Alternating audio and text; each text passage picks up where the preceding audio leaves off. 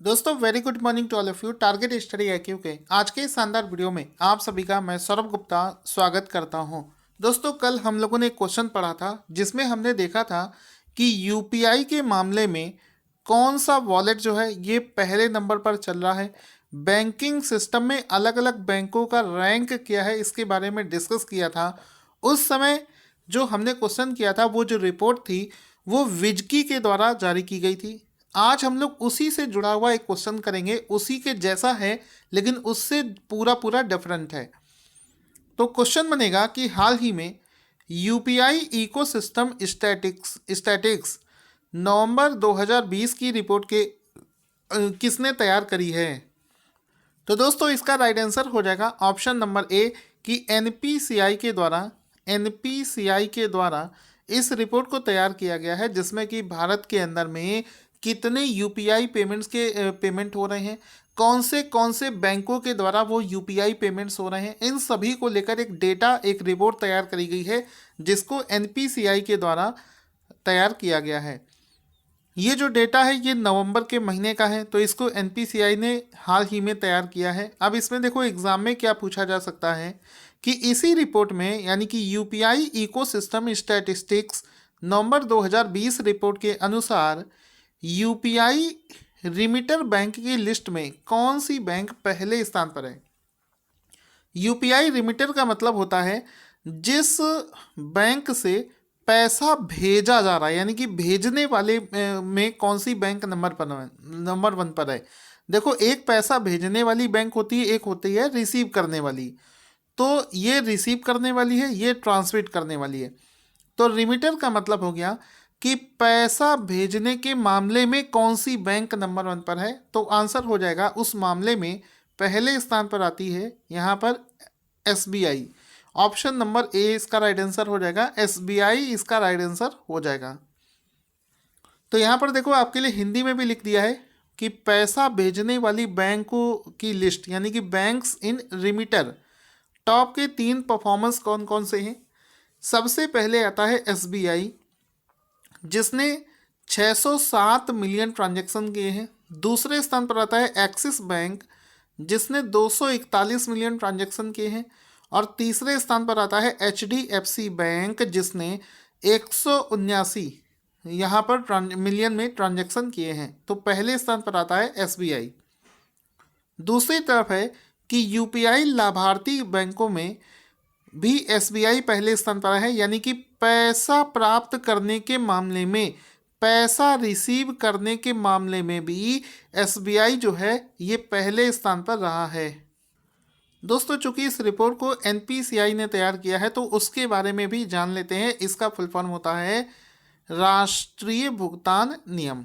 ठीक है, इसका जो स्थापना है 2008 में करी गई थी। इस समय इसके जो एमडी और सीईओ हैं उनका नाम है श्री दिलीप असबे। इसका जो हेडक्वार्टर है ये मुंबई महाराष्ट्र में स्थित है, ये भी आपको पता होना चाहिए। इससे पहले आगे चलते हैं अगले क्वेश्चन की तरफ, उससे पहले आपसे बताना चाहूँगा कि हमारा जनवरी से लेकर पूरा नवंबर तक का जो पीडीएफ है ये लॉन्च हो चुका है। अगर आप उसे लेना चाहते हैं तो वीडियो के डिस्क्रिप्शन में लिंक है, जल्दी से जाकर आप उसे परचेज कर सकते हैं। क्वेश्चन बनेगा कि रक्षा मंत्रालय के द्वारा ग्रीन चैनल स्टेटस का खिताब किसे प्रदान किया गया है। तो प्राइवेट क्षेत्र की एक कंपनी है जिसका नाम है एल&टी डिफेंस नेवी को डिफेंस इक्विपमेंट बनाकर देने वाली एक प्राइवेट फर्म है जिसका नाम है एल&टी डिफेंस। तो एल&टी डिफेंस को हाल ही में ग्रीन चैनल स्टेटस प्रदान किया गया है मिनिस्ट्री ऑफ डिफेंस मिनिस्ट्री की तरफ से। तो ऑप्शन नंबर ए इसका राइट आंसर हो जाएगा। इसमें आप देख सकते हैं कि एल&टी के जो प्रमुख हैं वो इस ग्रीन चैनल का जो अवार्ड है ये प्राप्त करते हुए, यहाँ पर आपको एक और फोटो दिखा देते हैं लार्सन एंड टर्बो। यहाँ पर ग्रीनरी का फोटो इस वजह से लगा है कि इसका कोई रिलेशन तो नहीं है, लेकिन जब आप क्वेश्चंस को पढ़ेंगे तो आपको याद करने में ये फोटो आसान होगा कि एल&टी डिफेंस को ग्रीन स्टेटस रिपोर्ट दिया गया है। ग्रीन चैनल स्टेटस का जो दर्जा है वो प्रदान किया गया है। यहाँ पर दोस्तों ये जो एल&टी डिफेंस है इसको ये जो पुरस्कार मिला है ये नौसेना को हथियार बनाकर देने की वजह से प्राप्त हुआ है। और एल&टी डिफेंस पहली ऐसी प्राइवेट कंपनी है जिसे यह पुरस्कार प्रदान किया गया है। तो ये L&T डिफेंस के लिए एक बहुत बड़ी बात है। क्वेश्चन बनेगा कि नेशनल कंज्यूमर डे, राष्ट्रीय उपभोक्ता दिवस प्रतिवर्ष किस दिन मनाया जाता है? आंसर हो जाएगा हर साल 24 दिसंबर को, एवरी ईयर 24 दिसंबर। हर साल 24 दिसंबर को ये दिवस मनाया जाता है, नेशनल कंज्यूमर डे यानी कि राष्ट्रीय उपभोक्ता दिवस हर साल 24 दिसंबर को मनाया जाता है। चलिए हम लोग मूव करते हैं अगले शानदार क्वेश्चन की तरफ। क्वेश्चन बनेगा दोस्तों कि कौन से फुटबॉल खिलाड़ी जिनका नाम है खिलाड़ी लीजेंड पेले, पेले नाम से आपको पता होगा, ब्लैक पर्ल के नाम से खिलाड़ी जाने जाते थे, फुटबॉल के बहुत बड़े प्लेयर थे। तो वो कौन से फुटबॉल खिलाड़ी पेले को भी पीछे छोड़कर एक क्लब के लिए सबसे ज़्यादा गोल करने वाले खिलाड़ी बन गए हैं? तो आंसर हो जाएगा लियोनेल मेसी। मतलब किसी एक टीम को मान सकते हैं आप, किसी एक टीम या फिर किसी एक क्लब के लिए सबसे ज़्यादा गोल करने वाली लिस्ट में लियोनेल मेसी जो है अब ये पहले स्थान पर पहुंच गए हैं। इनसे पहले ये जो रिकॉर्ड था ये पेले के नाम पर था, जिसको तोड़कर मेसी जो है पहले स्थान पर पहुंच गए हैं। तो ऑप्शन नंबर 20 का राइट आंसर हो जाएगा। इसमें आप देख सकते हैं लिखा है most goals for a single club, किसी एक सिंगल क्लब के लिए सबसे ज़्यादा गोल करने के मामले में लियोनेल मेसी जो हैं, जिन्होंने बार्सिलोना एफसी के लिए 644 गोल किए हैं, जबकि जो पेले प्लेयर हैं जिन्होंने संतोष एफसी के लिए 643 गोल किए थे। तो यानी कि इन्होंने पेले को पीछे छोड़कर लियोनेल मेसी जो है इसमें पहले स्थान पर पहुंच गए हैं। तो ऑप्शन नंबर ए इसका राइट आंसर हो जाएगा। ये जो मेसी हैं इन्होंने 749 मैचों में 644 गोल किए थे, जबकि जो पेले हैं उन्होंने 656 मैचों में 643 गोल किए थे। एग्जाम में आपसे पूछा जा सकता है। अगला प्रश्न है कि किस बैंक ने रूपे सेलेक्ट नाम से एक डेबिट कार्ड लॉन्च किया है? तो central bank of India, option number D इसका राइट आंसर हो जाएगा कि सेंट्रल बैंक ऑफ इंडिया ने हाल ही में रूपे सेलेक्ट नाम से एक डेबिट कार्ड को लॉन्च किया है। तो ऑप्शन नंबर डी इसका राइट आंसर हो जाएगा। ऑप्शन नंबर डी इसका राइट आंसर हो जाएगा कि सेंट्रल बैंक ऑफ इंडिया ने हाल ही में रूपे नाम से कॉन्टैक्टलेस डेबिट कार्ड लॉन्च किया है। ऑप्शन नंबर डी इसका राइट आंसर हो जाएगा। क्वेश्चन बनेगा किस मंत्रालय ने forging media and entertainment partnership to showcase India at 75 नामक एक सम्मेलन को आयोजित किया है? तो हाल ही में विदेश मंत्रालय ने एक समिट ऑर्गेनाइज करी है, एक सम्मेलन ऑर्गेनाइज किया है, जिस सम्मेलन का नाम है forging media and entertainment partnership to showcase India. तो ऑप्शन नंबर ए इसका राइट आंसर हो जाएगा। इसका आप फोटो भी देख सकते हैं। इसमें आपको दिख रहा होगा कि जो इस बार का जो 2021 वाला प्रवासी भारतीय दिवस आने वाला है, 16वां उसका जो सेशन है प्रवासी भारतीय दिवस का, उससे पहले foreign media and entertainment partnership to showcase India at the rate of 75 ये हाल ही में विदेश मंत्रालय के द्वारा मनाया गया है, आयोजित किया गया है।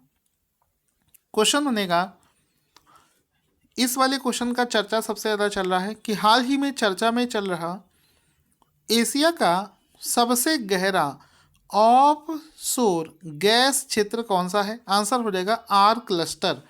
आर क्लस्टर इसका राइट आंसर हो जाएगा। आर क्लस्टर इसका राइट आंसर हो जाएगा, जहां पर हाल ही में एशिया का सबसे जो गहरा ऑफशोर गैस क्षेत्र है वो बना है आर क्लस्टर। हाल ही में चर्चा में चल रहा था, एशिया का सबसे गहरा पॉइंट है जहां से ऑयल और गैस निकाला जाएगा। चर्चा में इस वजह से चल रहा था क्योंकि एशिया के सबसे इस गहरे ऑफशोर इस सेंटर में रिलायंस इंडस्ट्रीज और भारत ब्रिटिश पेट्रोलियम BP मिलकर इस क्षेत्र से गैस और पेट्रोलियम का निकालेंगे। ये जो पॉइंट है ये कृष्णा गोदावरी बेसिन के KG-D6 ब्लॉक का एक हिस्सा है। हाल ही में कौन सी दो कंपनियां यहाँ पर गैस का उत्पादन करेंगी ये भी आपको पता होना चाहिए, BP ब्रिटिश पेट्रोलियम और रिलायंस इंडस्ट्रीज यहाँ पर ऐसा काम करेंगी, ये आपको पता होना चाहिए। किस फार्मूला वन रेसर को बीबीसी का sports personality of the year के रूप में चुना गया है? तो आंसर हो जाएगा ऑप्शन नंबर बी, हाल ही में लुइस हैमिल्टन को बीबीसी की तरफ से sports personality of the year के रूप में चुना गया है। तो ऑप्शन नंबर बी इसका राइट आंसर हो जाएगा। आप यहाँ पर देखेंगे कि BBC sports personality of the year 2020 के रूप में यहाँ पर लेविस हैमिल्टन को चुना गया है, विनर बने हैं। ऑप्शन नंबर 20 का राइट आंसर हो जाएगा, Lewis Hamilton is the right answer. अगले क्वेश्चन की तरफ चलते हैं। दिसंबर 2020 में किस अभिनेता को अमेरिका के न्यू जर्सी में लाइफ टाइम अचीवमेंट अवार्ड से सम्मानित किया गया है? आंसर हो जाएगा यहाँ पर धर्मेंद्र। ऑप्शन नंबर सी इसका राइट आंसर हो जाएगा। बॉलीवुड के लिए इतना अच्छा कंट्रीब्यूशन करने के लिए धर्मेंद्र को अमेरिका के न्यू जर्सी में लाइफ टाइम अचीवमेंट से सम्मानित किया गया है। ऑप्शन नंबर सी इसका राइट आंसर हो जाएगा। इसमें आप देख सकते हैं Dharmendra gets lifetime achievement award from NJ senate USA. New Jersey का जो सीनेट है उन्होंने इनको लाइफ टाइम अचीवमेंट से सम्मानित किया है। बॉलीवुड में इनके योगदान के लिए इस अवार्ड से धर्मेंद्र को सम्मानित किया गया है। बहुत ही यहाँ पर सिंपल नेचर है धर्मेंद्र का और बॉलीवुड के लिए उन्होंने बहुत अच्छे काम किए हैं। यहाँ पर दोस्तों आज का जो क्वेश्चन है जिसका आंसर आपको देना है कि गोल्डन फूड अवार्ड 2020 जो है किसे प्रदान किया गया है? इसका आंसर कमेंट बॉक्स में लिखना ना भूलें।